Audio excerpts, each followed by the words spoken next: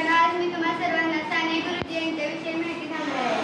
कोण होता तो श्याम, त्याने काय केले? कोण होता तो श्याम, त्याने काय केले? म्हणून तो इतिहासात अमर झाला, म्हणून तो इतिहासात अमर झाला. आईचा लाडका आणि सर्वांचा आवडता श्याम, आईचा लाडका आणि सर्वांचा आवडता श्याम. आयुष्यभर केले त्यांनी ज्ञानदानाचे काम, आयुष्यभर केले त्यांनी ज्ञानदानाचे काम. याच्यावरूनच आपल्याला कळते की ते एक शिक्षक होते. त्यांचे पूर्ण नाव पांडुरंग सदाशिव साने असे होते. त्यांचा जन्म 24 डिसेंबर 1899 रोजी रत्नागिरी जिल्ह्यातील पालगड या गावी झाला. त्यांच्या आईचे नाव यशोदाबाई सदाशिव साने असे होते.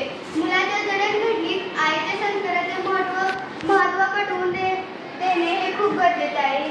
हे पुस्तक साने गुरुजी यांनी लिहिले. या पुस्तकाचे नाव श्यामची आई असे आहे. त्यामुळे ते इतिहासात अमर झाले. त्याचबरोबर त्यांनी श्यामची आई, धडपडणारा श्याम, खरा मित्र, भारतीय संस्कृती अशी अनेक पुस्तके लिहिली. ते उत्तम लेखकच नव्हे तर शिक्षक आणि समाजसुधारक होते. अशा या महानायकाचा मृत्यू 11 जून 1950 रोजी झाला.